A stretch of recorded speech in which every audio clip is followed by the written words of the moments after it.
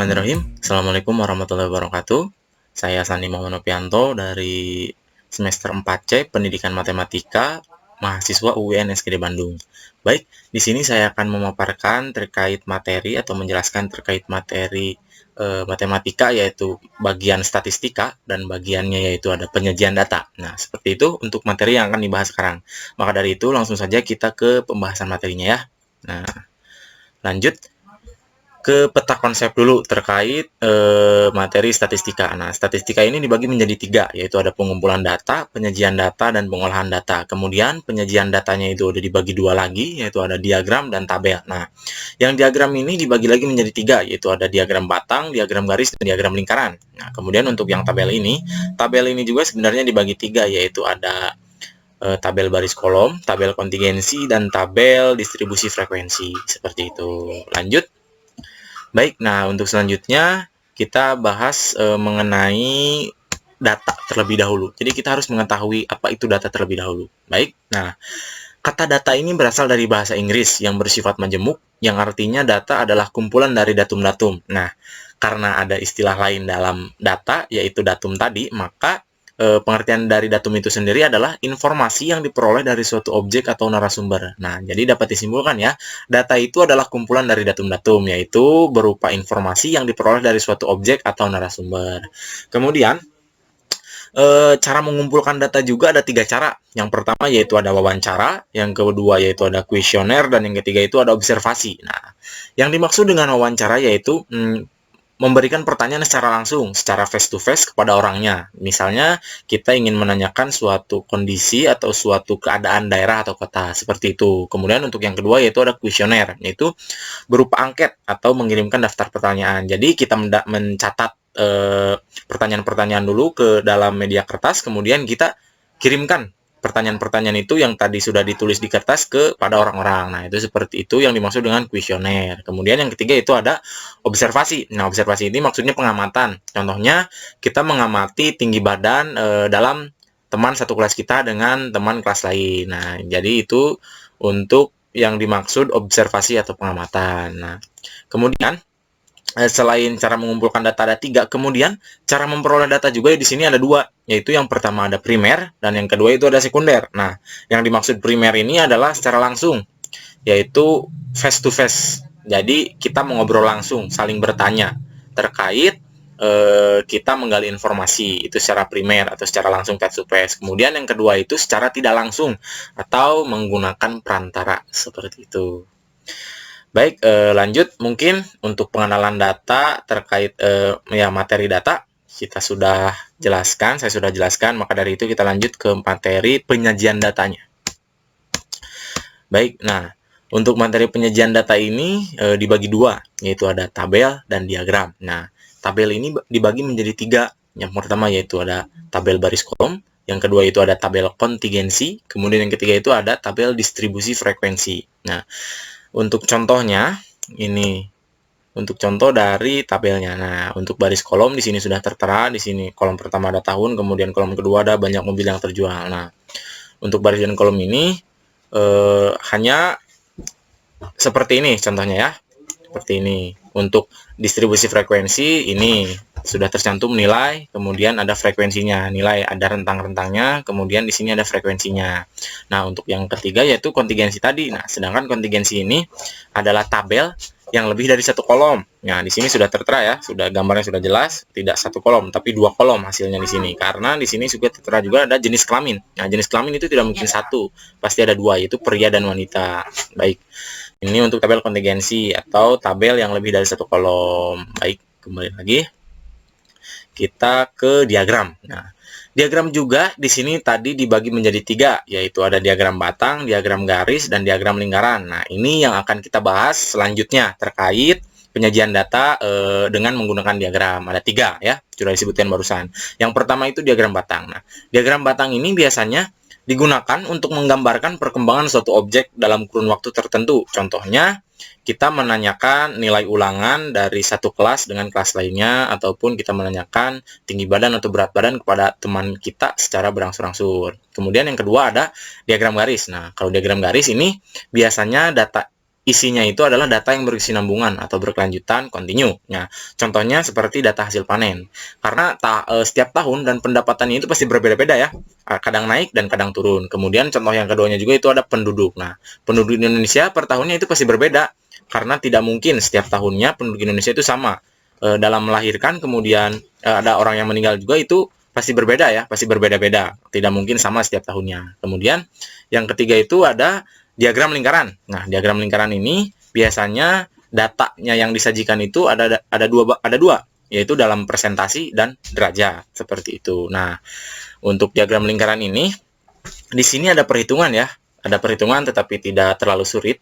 Jadi tinggal kita menghitung saja nanti cara ke presentasi dan derajat. Maka dari itu langsung saja ya. Kita ke contoh diagram batangnya. Nah, ini untuk diagram batang. Kita ulangi lagi ya. Diagram batang adalah diagram yang digambarkan berbentuk persegi panjang dengan posisi tegak atau mendatar, yang tingginya disesuaikan dengan kategori tertentu. Diagram batang biasanya digambarkan pada bidang kartesius, seperti ini ya. Bidang kartesius seperti ini. Oh, mohon maaf.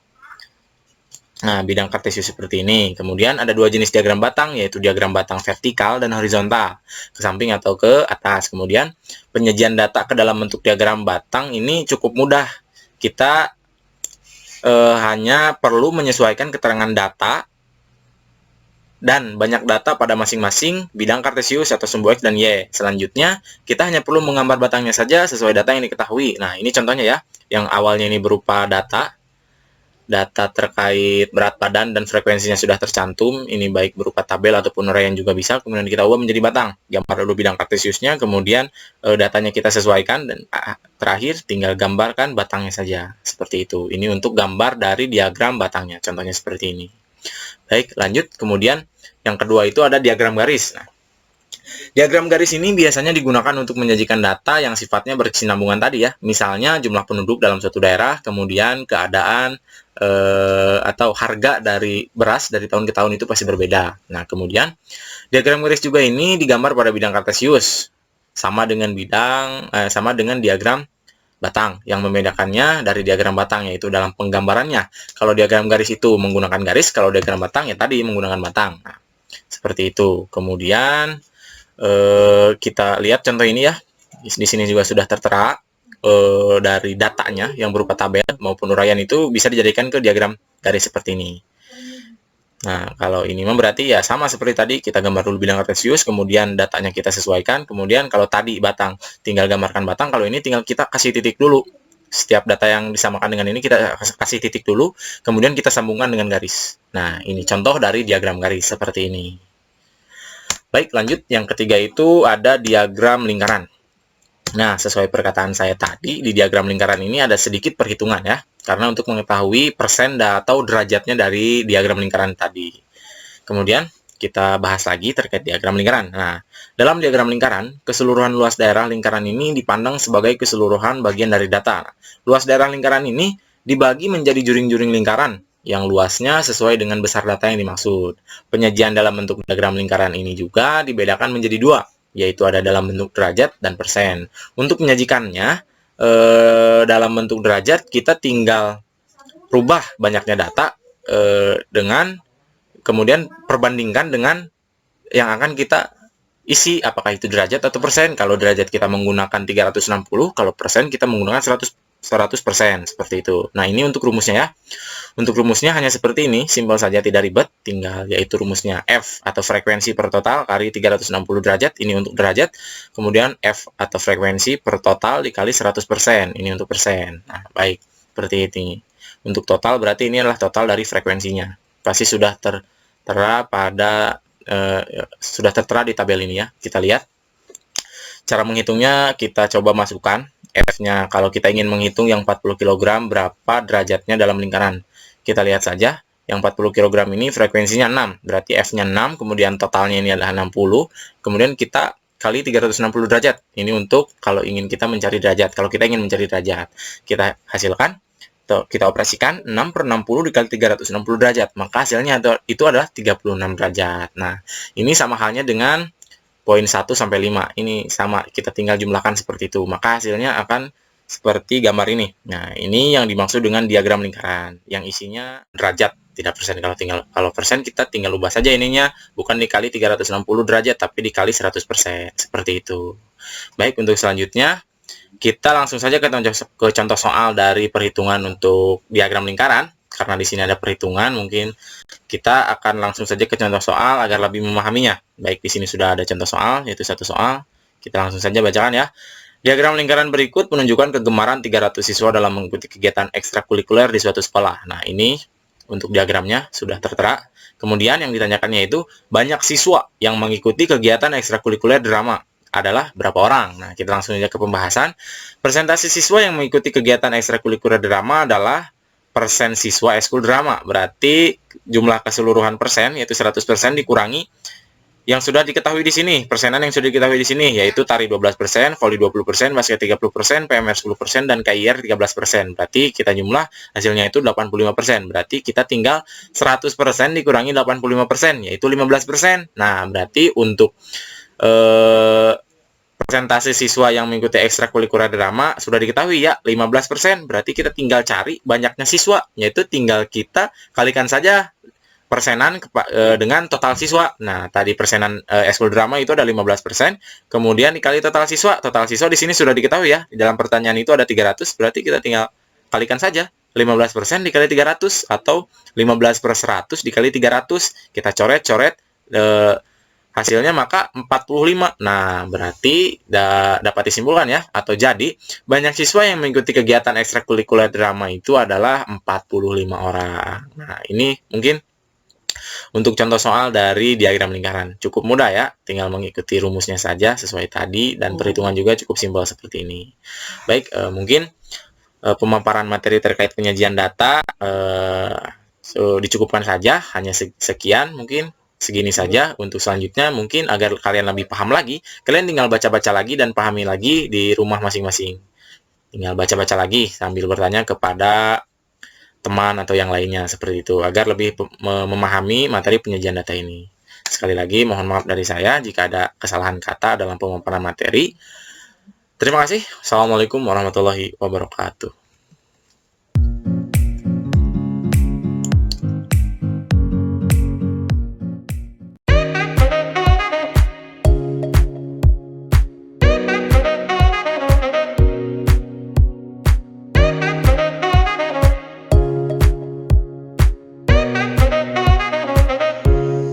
Halo adik-adik, Assalamualaikum warahmatullahi wabarakatuh. Bertemu lagi dengan Kak Fania, di mata pelajaran matematika. Bagaimana nih kabarnya adik-adik? Semoga sehat walafiat dan selalu berada di dalam lindungan Allah Subhanahu wa Ta'ala. Amin. Pada pertemuan kali ini, Kakak akan membahas materi lingkaran yang terdiri dari unsur-unsur lingkaran, keliling lingkaran, dan luas lingkaran. Yuk kita simak penjelasan dari Kakak sampai tuntas.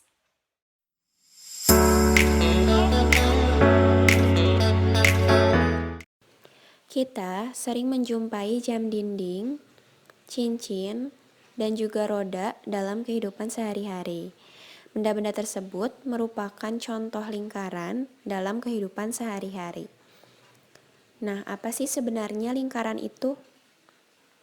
Lingkaran adalah kumpulan titik-titik yang membentuk lengkungan tertutup, di mana titik-titik pada lengkungan tersebut berjarak sama terhadap suatu titik tertentu. Langsung saja kita masuk ke pembahasan yang pertama, yaitu unsur-unsur lingkaran. Yang pertama, perhatikan titik P yang ada di dalam lingkaran tersebut, merupakan titik pusat lingkaran. Yang kedua, garis yang membentang antara A ke B merupakan diameter lingkaran.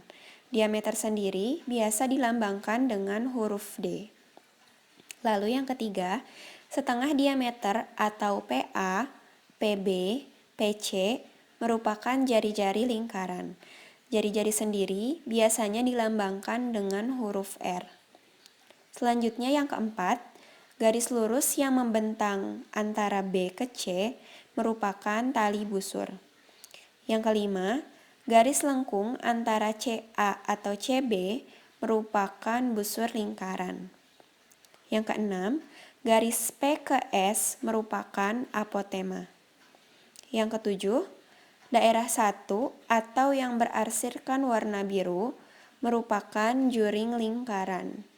Dan yang terakhir, yaitu daerah 2 atau berarsirkan warna oranye merupakan tembereng. Nah, itulah unsur-unsur lingkaran. Bagaimana? Kalian sudah mengetahui kan apa aja yang ada di dalam lingkaran? Langsung saja kita ke materi selanjutnya, yaitu keliling lingkaran. Sebelum memasuki materi keliling lingkaran, ada beberapa hal yang perlu kalian ingat, di mana lambang R merupakan jari-jari. Masih ingat ya, jari-jari merupakan setengah dari diameter. Kemudian, lambang D merupakan diameter atau garis yang membentang dari ujung ke ujung lingkaran. Dan yang paling penting dalam lingkaran adalah penggunaan pi. Pi sendiri dapat bernilai 22/7 atau 3,14. Nah, sekarang bagaimana kita menentukan pi 22/7 atau 3,14? Mari perhatikan. Pi digunakan 22/7 apabila nilai jari-jari atau diameternya merupakan kelipatan 7. Kelipatan 7 itu ada 14, 21, 35, dan seterusnya.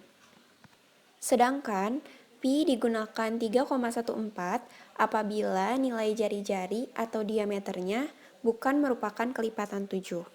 Contohnya pada 5, 6, 8, 9, 10, dan seterusnya. Lanjut ke rumus keliling lingkaran. Rumus keliling lingkaran ini ada dua, yaitu jika diketahui jari-jari, maka rumusnya 2 kali pi kali R. Dan jika diketahui diameter, maka rumusnya pi kali D. Mari kita perhatikan contoh soal berikut. Sebuah roda yang berdiameter 100 cm berputar 500 kali. Jika pi sama dengan 3,14, maka jarak yang ditempuh adalah penyelesaiannya. Diketahui diameternya itu atau D sama dengan 100 cm. Pi-nya 3,14. Ditanyakan jarak yang ditempuh roda berputar 500 kali. Jawab. Nah, diketahui di soal terdapat kata berputar, yang artinya berarti mengelilingi. Dan di sini ditanyakan jarak yang ditempuh roda berputar 500 kali. Itu artinya 1 kali tempuh atau 1 kali keliling ada berapa? Maka di sini kita menggunakan rumus keliling, yaitu pi kali D. Kenapa pakai rumus keliling yang pi kali D? Karena di soal diketahuinya adalah diameter. Mari kita hitung. K sama dengan pi kali D, maka 3,14 dikali 100 cm sama dengan 314 cm. Kemudian, jarak yang ditempuh sama dengan banyak putaran dikali keliling, yaitu 500 dikali 314 cm, sama dengan 157.000 cm. Jadi, jarak yang ditempuh roda berputar 500 kali adalah 157.000 cm. Dan selanjutnya kita ke pembahasan yang terakhir, yaitu luas lingkaran. Di sini ada rumus luas lingkaran. Jika diketahui jari-jari, maka rumusnya pi kali R kuadrat. Dan jika diketahui diameter, maka rumusnya adalah 1/4 dikali pi dikali D kuadrat. Langsung saja kita ke contoh soal berikut. Sebuah meja berbentuk lingkaran akan dibuatkan taplak. Jari-jari meja 42 cm dan jari-jari taplak 7 cm lebih kecil dibandingkan meja. Jika harga 1 meter persegi kain yang akan digunakan untuk membuat taplak adalah Rp90.000, berapakah harga taplak tersebut? Penyelesaiannya, diketahui jari-jari meja atau R meja sama dengan 42 cm. Jari-jari taplak yaitu 7 cm lebih kecil dibandingkan meja, artinya 42 cm dikurangi 7 cm sama dengan 35 cm. Dan harga kain yaitu Rp90.000 per meter persegi. Ditanyakan harga taplak tersebut. Jawab. Karena di soal diketahui satuan meter persegi, maka kita menggunakan rumus luas lingkaran, yaitu pi dikali R kuadrat. R di sini adalah R taplak, yaitu 35 cm. Karena 35 cm adalah bilangan kelipatan 7, maka pi yang digunakan adalah 22/7. Mari kita hitung. 22/7 dikali 35 dikali 35. 35 dan 7-nya kita coret karena sama-sama bisa dibagi 7. Maka jadi 22 dikali 5 dikali 35 sama dengan 3850 cm persegi. Di sini kita ubah satuan cm persegi menjadi meter persegi. Maka 3850 cm persegi dibagi 100.000 menjadi 0,385 meter persegi. Kemudian harga taplak sama dengan luas dikali harga kain, yaitu 0,385 dikali 90.000 sama dengan 34.650. Jadi harga taplak tersebut adalah Rp34.650. Nah, bagaimana adik-adik? Semoga adik-adik dapat memahami materi ini secara keseluruhan dan dapat menyelesaikan soal-soal yang lainnya. Terima kasih telah menyimak materi ini dari awal sampai akhir. Sekian dari kakak, sampai jumpa di pertemuan berikutnya. Wassalamualaikum warahmatullahi wabarakatuh.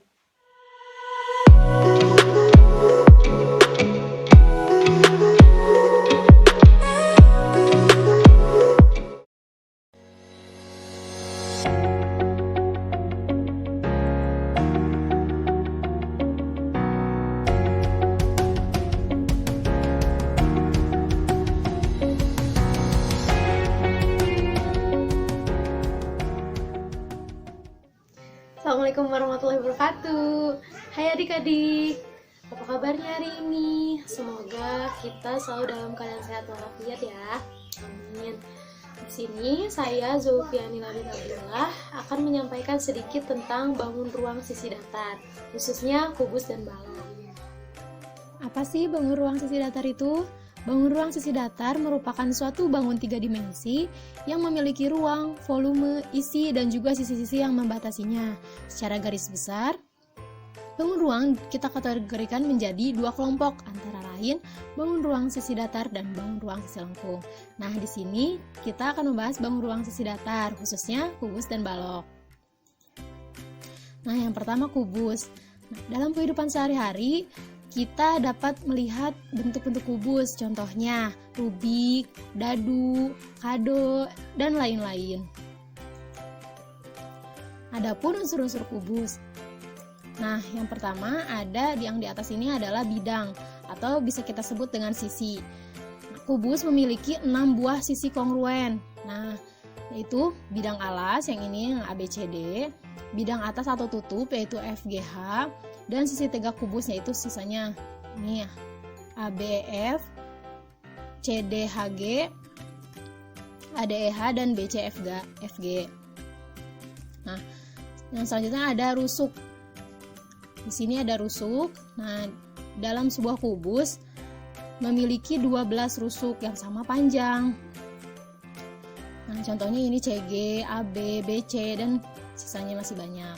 Nah, selanjutnya ada titik sudut. Nah, kubus memiliki 8 titik sudut, yaitu ini A, B, C, D, E, F, G, H. Nah, ini titik-titik ini adalah titik sudut.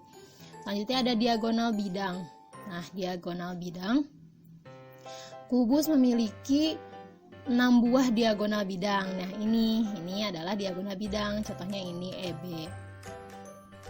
Selanjutnya ada diagonal ruang. Nah, ini yang garis titik-titik merah ini adalah diagonal ruang, dan kubus memiliki 4 diagonal ruang yang sama panjang. Selanjutnya ada bidang diagonal. Nah, contohnya ini adalah bidang diagonal. Kubus memiliki 6 buah diagonal, bidang diagonal.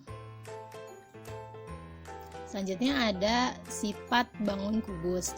Nah, yang pertama, seluruh sisi kubus berbentuk persegi dengan mempunyai luas yang sama, kongruen kan. Yang kedua, seluruh rusuk kubus memiliki panjang yang sama. Yang ketiga, masing-masing diagonal bidang pada kubus mempunyai panjang yang sama. Yang keempat, masing-masing diagonal ruang pada kubus memiliki panjang yang sama. Yang terakhir, masing-masing bidang diagonal pada kubus berbentuk persegi yang sama panjang. adapun ini jaring-jaring kubus. Nah, jika kubus dipotong berdasarkan rusuk-rusuknya, lalu direntangkan, maka akan menghasilkan suatu bangun datar yang disebut jaring-jaring. Nah, jika dipotong berdasarkan rusuk-rusuk ini, maka jika direntangkan maka akan bentuk seperti ini. Nah, adapun terdapat 11 macam jaring-jaring kubus di mana susunannya berbeda satu sama lain, masing-masing terdiri 6 buah persegi kongruen yang saling berkaitan. Selanjutnya ada rumus pada kubus. Nah, jika diketahui panjang rusuknya adalah S, maka volume adalah S kali S kali S atau S pangkat 3. Sedangkan luas permukaan adalah 6S kali S atau 6S pangkat 2 kuadrat. Yang ketiga ada panjang diagonal bidang. Nah, rumusnya adalah S akar 2, sedangkan panjang diagonal ruang S akar 3. Nah, jika luas bidang diagonal, maka S kuadrat akar 2. Nah, selanjutnya ada contoh soal. Nih, contohnya sebuah kubus memiliki panjang rusuk 7 cm. Tentukanlah volume kubus itu. Nah, caranya volume sama dengan tadi kan sudah diketahui bahwa rumus volume itu adalah sisi kali S kali S kali S atau S pangkat 3. Nah, kita masukkan rusuknya, panjang rusuknya adalah 7 karena kita misalkan bahwa panjang rusuk adalah S. Nah, 7 pangkat 3 sama dengan 147 cm pangkat 3. Nah, jadi volume kubus tersebut adalah 147 cm pangkat 3. Nah, selanjutnya adalah balok. Dalam kehidupan sehari-hari, kita dapat melihatnya dalam bentuk buku, kasur, dan masih banyak yang lainnya. Nah, adapun unsur-unsur balok. Nah, kita lihat di sini ada bidang atau sisi berbentuk persegi dan juga persegi panjang sebanyak 6 buah. Lain yaitu, jadi kalau dalam kubus itu kan sisinya hanya persegi, tapi kalau dalam balok itu ada persegi panjang. Nah, sini bidang alasnya yaitu ABCD, ini adalah sebuah persegi panjang, atasnya juga atapnya juga pasti persegi panjang. Lalu yang sisi tegaknya ada yang persegi panjang dan ada yang persegi. Rusuknya sebanyak 12 buah sama seperti kubus dan menjadi 3 kelompok. Antara lain panjang. Nah, panjangnya itu bisa kita misalkan dengan P. Ada rusuk terpanjang dari alas balok serta rusuk lainnya yang sejajar yaitu AB. Nah, ini rusuk-rusuk panjang AB, EF, HG gitu, DC. Lebar atau kita misalkan dengan L adalah rusuk terpendek dari alas balok dan juga rusuk lainnya yang sejajar. Nah, ini BC, FG gitu. Tinggi adalah rusuk yang tegak lurus terhadap panjang dan lebar balok yaitu nih AE, FB gitu. Selanjutnya titik sudut berjumlah 8. Nah, dalam sebuah balok juga sama memiliki 8 titik sudut A, B, C, D, E, F, G, H. Nah, ada diagonal bidangnya 6 sama ini seperti ini EB. Nah, selanjutnya ada diagonal ruang 4 buah juga. Ini contohnya ini HB, ini yang titik-titik merah ini adalah diagonal ruang. Sedangkan bidang diagonal sama pada persegi juga memiliki 6 bidang diagonal. Pada balok juga mempunyai 6 bidang diagonal. Selanjutnya ada sifat bangun balok. Yang pertama, sedikitnya sebuah balok mempunyai 2 pasang sisi yang berbentuk persegi panjang. Yang kedua, rusuk-rusuk yang sejajar memiliki ukuran yang sama panjang. Jadi rusuk-rusuk yang saling sejajar itu memiliki ukuran yang sama. Ketiga, masing-masing diagonal ruang pada balok mempunyai ukuran yang sama. Yang terakhir adalah masing-masing bidang diagonalnya berbentuk persegi panjang. Nah, seperti ini jaring-jaring balok. Sama halnya dengan kubus, jaring-jaring pada balok juga didapatkan dengan cara membuka balok tersebut sehingga akan terlihat seperti semua permukaan baloknya. Nah, seperti ini. Nah, jika dibelah berdasarkan rusuk-rusuknya, jika dan direntangkan akan menjadi seperti ini. Nah, ini contoh yang lainnya macam-macam. Contoh jaring-jaring balok. Selanjutnya ada rumus pada balok. Nah, tadi kan diketahui bahwa panjang itu P, lebar itu L, tinggi itu T, maka rumusnya adalah volume panjang kali lebar kali tinggi atau PLT gitu. P kali L kali T. Nah, sedangkan luas permukaannya adalah 2 dalam kurung P kali L ditambah P kali T ditambah L kali T. Nah, sedangkan panjang diagonal bidang yaitu akar dari panjang kuadrat ditambah lebar kuadrat, atau juga bisa akar dari panjang kuadrat ditambah tinggi kuadrat, atau juga bisa akar dari lebar kuadrat ditambah tinggi kuadrat. Nah, panjang diagonal ruang, akar dari panjang kuadrat ditambah lebar kuadrat ditambah tinggi kuadrat. Selanjutnya ada contoh soal. Nah, sebuah mainan berbentuk balok volumenya 140 cm3 jika panjang mainan 7 cm dan tinggi mainan 5 cm, tentukan lebar mainan tersebut. Nah, ini penyelesaiannya itu tadi kan volume sudah diketahui bahwa rumus volume adalah panjang kali lebar kali tinggi. Yang belum diketahui adalah lebarnya yang dicari. Sedangkan volumenya itu sudah diketahui 140. Kita masukkan volumenya 140 cm3, panjangnya kita masukkan 7 cm, tingginya kita masukkan 5 cm, yang tersisa adalah lebarnya. Nah, kita kalikan dulu, 5 kali 7 adalah 35. Lalu kita pindah ruaskan ke sini, maka menjadi 140 cm. Maka 3 dibagi 35 cm, maka lebarnya adalah 4 cm. Terima kasih. Cukup sekian yang dapat saya sampaikan. Kurang lebihnya mohon maaf. Semoga bermanfaat. Wassalamualaikum warahmatullahi wabarakatuh.